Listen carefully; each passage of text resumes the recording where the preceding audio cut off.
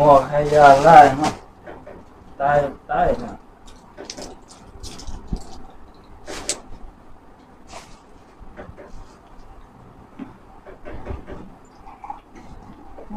โทรหาเสี่ยวอีกครับบ่เลิกละ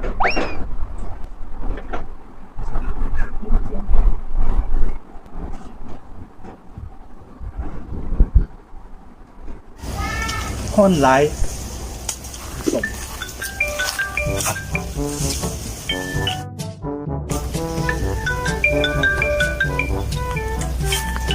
เสี่ยวโทรมาเวียกยังเนาะ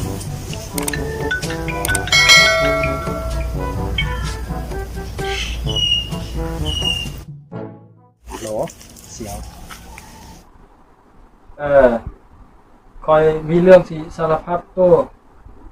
มาห้าได้ป่ะอยู่ห้องเนี่ยโดย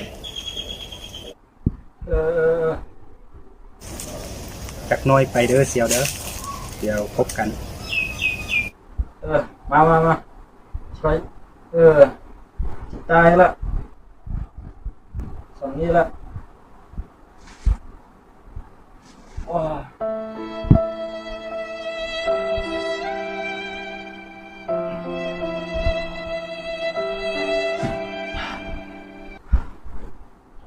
ผมมีอะไรมาตัวเสียกับผมมา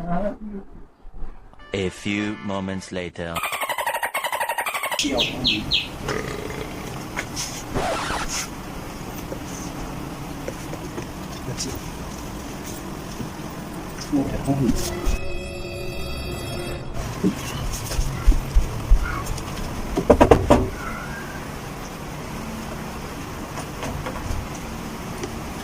โอ้เสียวสบายดีเป็นจังไดเนาะคือว่ายินว่าเจ็บแห้งวะโอ้สบายดีเสียวโทรเฮามาจะได้เสียวเฮาว่าสิมายามก็ยังบ่ทันมานี่ก็โทรเสียวมาก็มีเรื่องสิสารภาพเสียวเด้ยินว่าเรื่องสิสารภาพมันเรื่องไงเรื่องสิสารภาพก็มีหยังหลายเสียวนี่ก็บอกเพราะว่าเขาเป็นเสียวฮักเสียวแพงนะเนาะแล้วก็อยากบอกเสียวความจริงแล้วก็เรื่องเสียวเรื่องเงินของเสียวที่หายไปนี่ก็แม่นคอยนี่แหละแล้วก็เรื่องเผาเฮือนเสียวนี่ก็แม่นคอยนะOh my god แต่ก็ยังเรื่องนึงอีกที่สำคัญนั่นเรื่องสู้เมียของเสียวนี่ที่เสียวไล่จับมือนั่นบ่ได้ก็แม่นคอยนี่แหละ What ซ้ำนี่แหละเสียว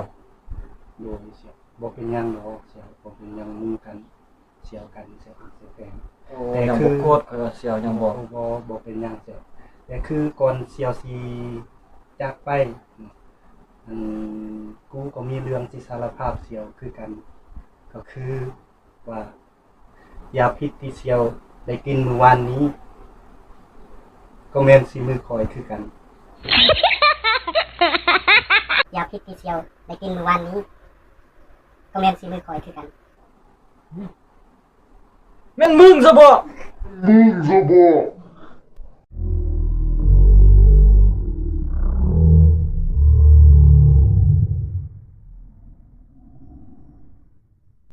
โอ้ตายแล้วบักนี่ดีเด้อเสียวโชคดีเอากลับก่อนเลยเสียวโชคดี